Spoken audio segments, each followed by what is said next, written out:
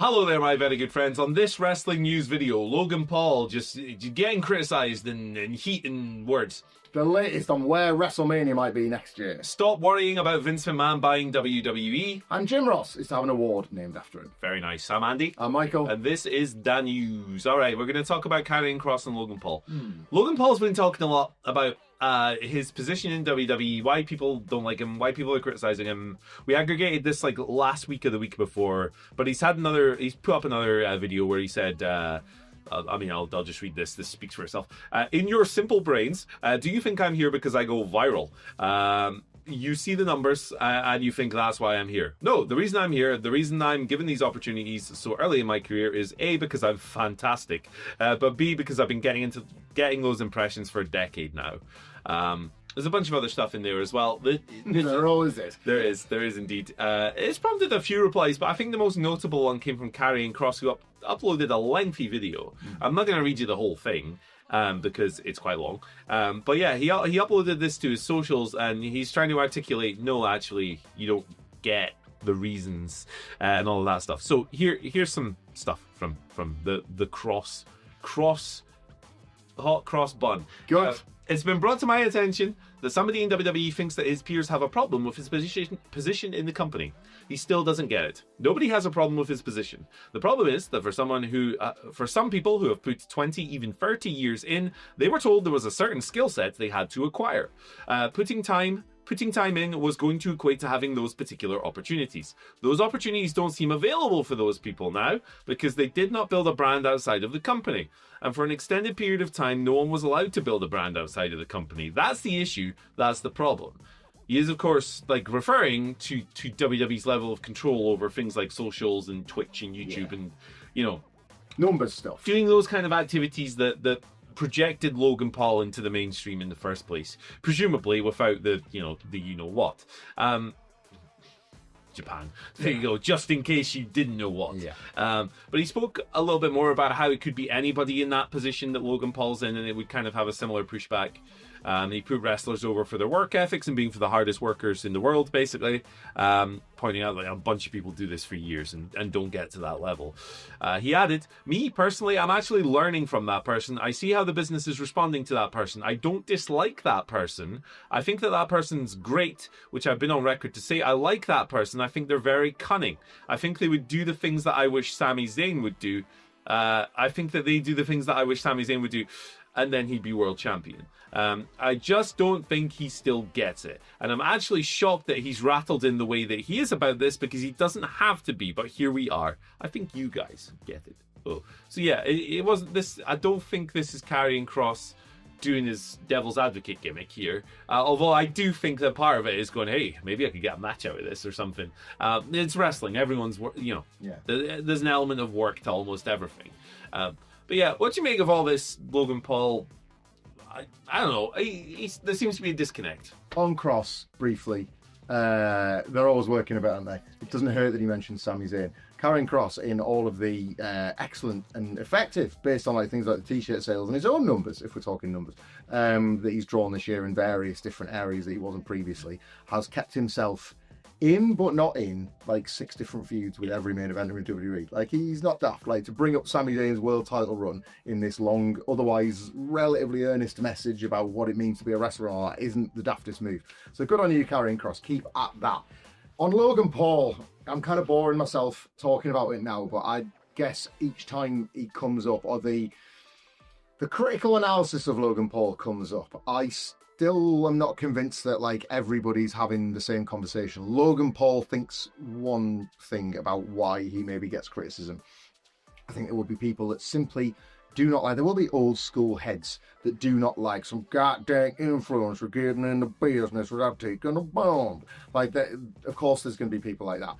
I sit somewhere solely in the middle. Wrestling constantly breaks its own rules, constantly, and always has, by the way. And there will always be an older generation that thinks the younger generation doing X, Y, Z wrong, and that's from the bumps they take to the way they're on the ropes to the way that the shows are promoted. Yeah. That will never, ever, ever change. I am trying to analyse Logan Paul based on the matches I watch him have. Sure. And I think in some respects, he is for me personally, he's currently my least favourite wrestler to watch. I'm watching a guy that is using the amazing physical gifts he has, and what I imagine is a ton of training and a ton of effort that he has put into not just sculpting that body, but into the athleticism that allows him to do the moves he does, and make no positive use of them. Like, the matches have stopped connecting. Tell me when I'm telling lies. You would have watched WrestleMania against AJ Styles at a bare minimum. You would have watched that night's main event against Jey Uso at a bare minimum for the world title, no less. But there are other examples. Ricochet going back to SummerSlam 2003 in what? SummerSlam 2004, excuse me. In what at the time, because of Logan Paul's stature, was billed as a dream match. I think it was 2023. Shouldn't have corrected myself. But nonetheless, the whole point was Logan Paul's impressed that many people that all of a sudden him and Ricochet was like a mirror match. Look at what Ricochet is doing in AEW. Look at what he did at various points in WWE and in his career before that. He's an actual pro wrestler. The differences are so huge, and yet sometimes they are seemingly invisible. And I think at the moment they're invisible to Logan Paul. I do not. Either he's choosing not to engage with the earnest criticism of his work, could be true, or he is simply thinking, well, why don't I invent a criticism of me and push that back? The old straw man argument. Yeah, the old my barber, I'm here to answer the questions that everybody is asking, which I'm now about to pose to myself. I kind of think he's inventing the criticisms that he's receiving. I don't know what his Twitter feed looks like. Could be receiving all sorts of flack from every different corner. My personal taste, and I sense that other people actually just care about the wrestling element of this. I see in the matches, and I no longer entertained by it. Yeah, for sure. I'm at the point where it's like, yes, okay, talk about the disagreeable things that have happened and all that stuff, and like atonement and all that as well. But primarily, what I'm getting on the screen isn't really clicking in this, like the Roman Reigns match, for example. Yeah. When was the last time? Like, maybe it's unfair because that was so exceptional for like a total rookie, basically, to have. Maybe that's an unfair comparison, but what has he done in the ring that's come close to that recently, right? He can do the moves. He can absolutely do the moves. But like the stuff in between isn't landing. And if you look at, I actually think Ricochet's a really good comparison, because Kyle Fletcher, someone like that, like to where a heel trying to rattle people up. Look at what those guys are doing in between the moves, right? As soon as Kyle Fletcher on Dynamite this week hit that scary power bomb that Adam Cole had, he immediately turned around to the crowd and just started flexing, just being an ass. I don't think Logan Paul has figured that aspect of the game out. He can do the moves. He can absolutely do the moves. Austin Theory can do the moves as well, you know. We always see these highlight reel of who says this guy's bag isn't deep, and he's doing like 10 flippy DDTs or something. Hulk Hogan went crazy in Japan. Dropped all. Axe bomber. The guy. It's wild. But yeah, I think creatively, what he's offered on screen has not gotten better. If you're charitable, you'd say it's stagnated. I think steep diminished returns. I think it's really declined. Steep. Yeah, I agree. I think it's declined. So I don't know what you do. Obviously, he's a big name, and like there's obviously always the theory that attracts eyes. I would love to see some evidence of that. I know you can point to like things like Twitter tweets and YouTube and stuff, but like in terms of stuff that adds significant value to the bottom line in WWE TV, which eclipses everything, YouTube and Twitter revenue or any social revenue for WWE is minuscule. Probably Prime is probably the last one at this point. There you go, sponsorship. The big part of that stuff. There you go. But you can have that without the guy. Like they've got lots of brands on the ring that they don't bring the guys in to wrestle every week. Tried some Prime in Vegas for the first time. It was ass. It was didn't enjoy it. But I don't like energy drinks, so there you go. There you go. Yeah, it's not for me. Speaking of WrestleMania in Vegas, it might currently only be the people here in this very building that want it to go back there, but WWE do too. It's been 7 days since the New Orleans WrestleMania 42 plans were scrapped. Paul Levesque went on SmackDown and said, "Hi, I'm the Game Triple H, and I'm going to do what The Rock lied to you guys and make it up to you by announcing that WWE would instead." So The Rock is ruining WrestleMania 2 years in a row, you're telling me? Or 3, if any of that. Correct. No, you notice that obviously New Orleans were getting Money in the Bank instead. This is not the first time that a WrestleMania has been lifted out of the city, with other events being given as a compromise, and in the case of 41, it was to Las Vegas.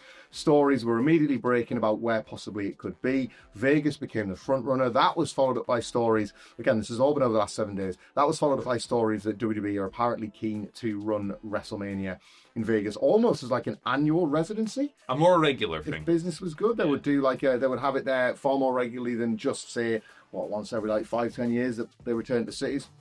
And Fightful Select have come through with some information on that as we kind of all await any kind of official announcement on this. following up, they said those that we spoke to are quiet on the deal. Nobody has officially confirmed the news, but they did speak to sources who provided insight on the other locations. Among them was the rumoured possibility of a show in London, which they've said is a matter of site fees. Yeah, for those that aren't aware, when you want in WWE to come to your town for WrestleMania, understand now that it is the town paying for it, not the other way around. So there's no romance to this decision anymore, I regret to inform you. It was also noted that obviously AEW pays the city for All In and Forbidden Door, so London makes when AEW comes to town, as opposed to what they would have to give if it was WWE. Then, of course, we move to Saudi Arabia, the home of the 2026 Royal Rumble. And we are now, kind of quick math, 7 years into the 2018 Vision 2030 deal. Crazy that. 7 years. So, yeah, come on, that's surely going to get extended. But yeah, they wanted a WrestleMania. Quote, a long-time WWE employee believes that if WWE does a WrestleMania in Saudi, it will be later in the year entitled Super WrestleMania, along the lines of Greatest Royal Rumble. Super WrestleMania. Yeah, it's precedent for this. WrestleMania Backlash kind of vibes. That kind of stuff. They did the 50-man Rumble as the first one, and I don't know. But the story goes on to say, regarding the rumours that WWE could take WrestleMania to Las Vegas more often, many in the company believe that this is a negotiation tactic to encourage cities to bid more. And it will. And it will. Yeah. And yeah, this is the thing. WWE, at the point at which it became clear that they were actually, I guess, kind of putting Mania out to tender in the same way the Super Bowl does, and you know, amongst all the big stadiums in America and the world, then it became like an open market, I guess, for the city to put their package forward, put their case across. Vegas, and I'm not just talking about a giant case full of money, presumably put their case across very well with a supremely successful WrestleMania 41 weekend. Nick Carr likes it and has made absolutely no secret of that. The TKO executives that they were able to get in attendance were able to travel with them. Most of them live there, Yeah, minimal effort. And that is worth noting as well. That was a part of WWE's strategy going all the way back to 2022. It was later revealed that shows, I think, in Cardiff, in Puerto Rico, and one more that doesn't spring to mind, featured television executives from that area. They were taking WWE to town basically as a place to hold a meeting to do negotiations. And it was a genius business move in hindsight. It was supremely successful, made for hot crowds, made for hot shows, and they got their men and women as opposed to television and things like that. Yeah. So it's all the boring stuff, I'm afraid. I wish I could just give you the romantic story of WWE, can we come into a town near you? Though, no, they will come to a town that pays the most and gives the most. That's how it is, yeah. It's money. It's why they're doing it. It's money. It's money, money, money, money, money, money, money, as was famously sung by Ted DiBiase, I don't know. From Andy Oney himself. That's me, Andy H. Money, $1 Million Murray. That might be my entrance for the next live show, actually. Really good. Get like a tuxedo. Yeah. Tuxedo t-shirt. Channels on it. Yeah, I'll be better than Ted DiBiase. Royal Bank of Scotland fivers. There you go. Boom. Full of pelts. Murray. Anyway, nailed it. We're in the kitchen. Yeah, so it's a money decision. Ultimately, whatever city pays them the most money is going to get WrestleMania. Vegas, I believe, paid them $5 million last year in site fees.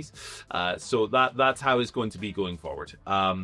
It would be lovely to have this romantic notion of, it's my city's turn, but that's not really how it works anymore. Also, when WWE goes to the city and they put 50, 60, 70,000 wrestling fans in a city who then spend loads of money in bars, restaurants, casinos, whatever, leisure places all week, some of the weekend, but like a lot of people will go for a full week now. It makes a lot of economical sense for these cities to do it. So, like, once again, we had an 11 out of 10 experience in Las Vegas for WrestleMania this year. Could not have gone any better. From our biased perspective, it was absolutely phenomenal. 15-minute walk from the hotel to the venue. I liked the stadium a lot. Yeah. I liked the city a lot. I liked being in the city. I thought the buzz around town was really awesome. Maybe that's just that Vegas feeling, baby. I don't know. Bit, like, especially when they're on the strip. For anyone that has been to Vegas, it's kind of the Fed, the place. Yeah. They are like they're not all like strange bedfellows. Everything at once. Yeah. Big lights, just big eyes everywhere. Yeah. And like if you're in that headspace for a week, is really fun. Yeah. So me, greedy boy. Very greedy. I welcome this. Actually, I said previously, like, if there was another American city I would like it to be in, it's probably Chicago because that's my favorite. Yeah. But I love Vegas, so I had a great time. So I'm not. Slick Nick didn't care for cold Philly, did he? So the windy city in March, April. Yeah, that's a hard sell. Might not be up his street. That's a hard sell. Sitting in that stadium, like, it's like 1 degree. I'll test CM Punk's stroke. We're all wearing, we got our Arc'teryx and our North Face on. We're dressed like we're going up Mount Everest with Darby Allin. It's crazy. But no, I love Chicago. It's my favorite place in America. What's your favorite place in America, chat? Let us know, us know. down below. And do you want WrestleMania to go there? Obviously, if your favorite place in America has a population of like 5,000 people, WrestleMania is probably not going there. That would be funny. I'd be into that. They have to build a stadium that dwarfs the entire town. Hey, that's right. I'll run it in the 2300 arena or something. Just a counter program. Yeah. WrestleMania in the ECW. WrestleMania in November, like it's always been. Yeah, make it a November to remember. All right, let's talk about my next story, which is Vince McMahon again. Yeah. So, I mean, this came up again yesterday, right? This stuff about Vince McMahon wanting to buy WWE back. It originated from Jonathan Coachman on his podcast saying that he'd heard that Vince wants to buy it back, which I think is a perfectly reasonable thing for Coach to put out there. He probably has heard that. Yeah. And Vince McMahon, look, Vince probably does want WWE back. Like, I believe that. I believe Coachman was told that and he put it out there. There was a report yesterday from Dr. Chris Featherstone basically echoing that. It was identical, basically. Yeah. He claimed to have heard it from sources and stuff like that. He put it out there. It's been very quickly shut down once again, as it should be. But a notable report from Fightful kind of shutting it down. The title of the report was like, no, Vince McMahon is not buying WWE back. And it's essentially just pointing out some facts, right? Basically, Vince does not have the money. He does not have the resources to buy WWE back. The company spend on other stuff at the moment, haven't they? Yes, he does. The company's market cap has expanded exponentially since he sold WWE. He earned about $9 billion for his shares when he sold them. He'd have to pay a lot more than that in 2025. Look, it simply isn't happening. Endeavor would have to want to sell it back to him. Why? WWE is more profitable than ever before. Yeah. It's making more revenue than ever before. It's simply not happening. So when this story broke, if you were somebody who was like, oh gosh, the thing I like is about to become a thing I don't like again, or whatever, or hey, maybe you saw this and went, yeah, let's get Vince back, in which case, I mean, yeah, sorry buddy, it's not happening. It's really simple. It's not happening. He cannot afford it. Real easy. Yeah. And the thing you point about Coach saying it, and like reputable, like Dr. Skipington reporting it, people say stuff. Yeah. So that like it may well have been something that like Vince McMahon has said to somebody, who has said to somebody, and then telephone, telegram, telegraph has never changed. Yeah. Nobody's stopping him saying that thing, but there are billions of reasons stopping him actually doing that thing. So you may continue to hear the story or a version of it, but I agree with my esteemed colleague here that I wouldn't assume this is ever going to happen. Yeah, it's never going to happen. It's far likelier that he tries and starts his own thing, albeit, I mean, it probably won't be a wrestling company because he hates wrestling. So, it's probably going to be like sports entertainment with bodybuilding and a reality show. Yeah. And the only free agent I can sign is Austin Aries. Surf dryer. What's Tom McGee got to? He's a personal trainer now or something like that. We got that. Yeah. Shout out to Tom McGee. Hey, if you like Tom McGee, check out our What Happened to Every Next Big Thing in Wrestling video on the channel right now. It's a goodie. Vince McMahon encountered plenty of the bad karma he deserves, and Jim Ross is getting some of the good. And isn't that nice? Shout out to JR, by the way. He tweeted that his surgery was successful and the road to full rehabilitation continues. And we support you through all that, JR, as does Dave Meltzer from the Wrestling Observer. A nice story to end the week. Dave tweeted, of course, I already wrote this in the Observer, which will come out today, but I haven't said it anywhere else. We are going to name the Best Announcer Award going forward, starting with 2025, as the Jim Ross Award. Yeah. He won it 13 times. It's time to give him that thing, as he won it far more than anybody else in history. Yeah, appropriate. Yeah, there are names of people that have won the award so many times that it's a bit like, I guess, in American sports when you have your jersey retired or something like that. Like, the award has been won so many times, the Wrestling Observers.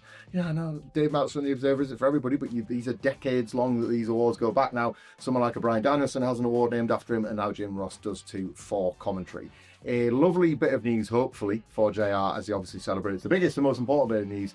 He's on the road to recovery. Shout out Jim Ross. Good things happening to that man during a difficult time is just nice. Successful surgery this week. Good. And it's just a nice gesture, this. Yeah. He's won it like 13, 14 times.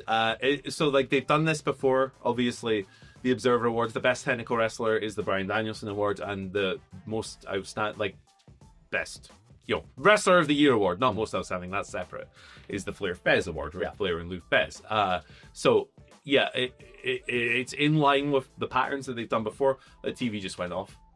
blooming TV. It's got an apple on it now. What's it? Oh, look at this. He's going to wiggle the twiddler and it's going to... Top and Chris Angel come Hey, oh, there we go. There we go. Paul Daniels. Yes, we've got some leftover tour merch, by the way, on the store right now. URL, whatculture.com/shop. Pick that up. It does ship from the UK, but there's lots of other stuff. Great stuff on there as well. Purple hoodie I like in particular. But yes, look, Jim Ross. He has had so much bad things happen to him over the past few years. From like this was his third surgery for cancer. He had the issue with his foot. He had a hip issue as well, where he's had to go under the knife. Obviously, the tragic passing of his wife Jan a few years ago as well. He's just had a terrible series of luck happen to him, and this man deserves a break.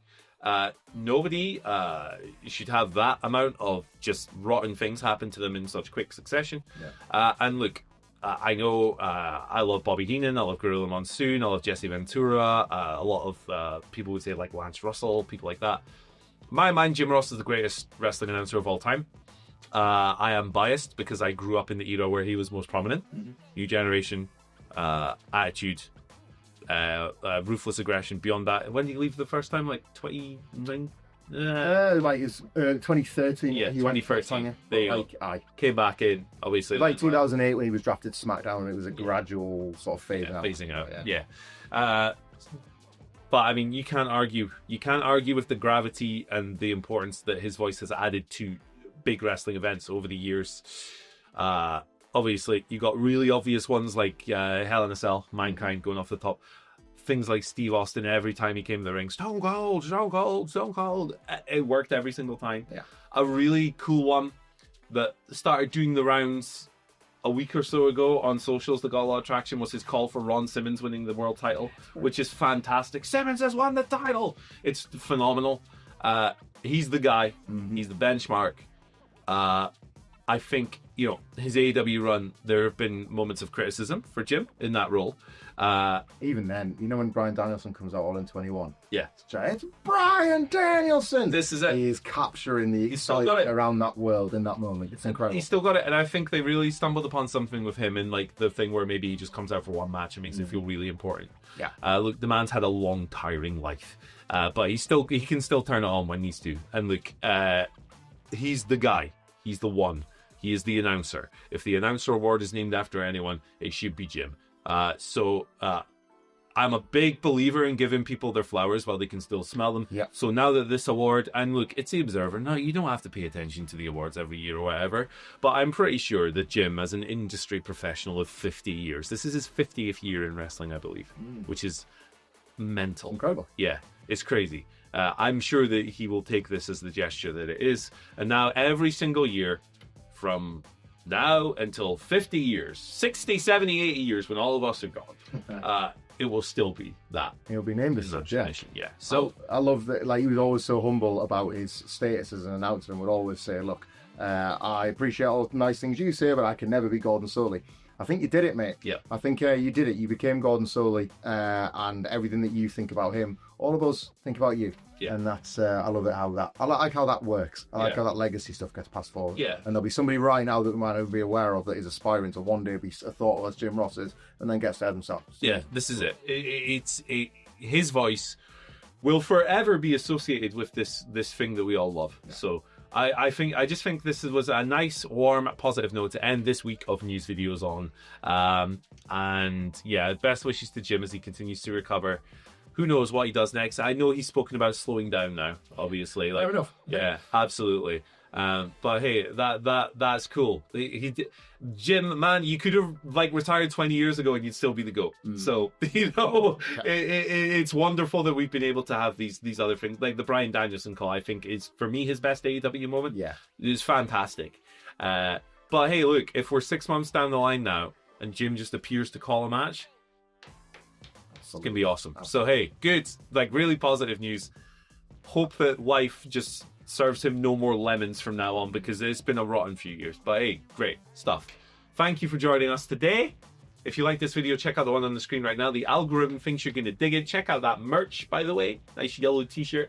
It's just got some Rolling Stone style design on it. It's really good. Lots of riffs. See you later. I'm spinning. I'm gone. I'll see you later.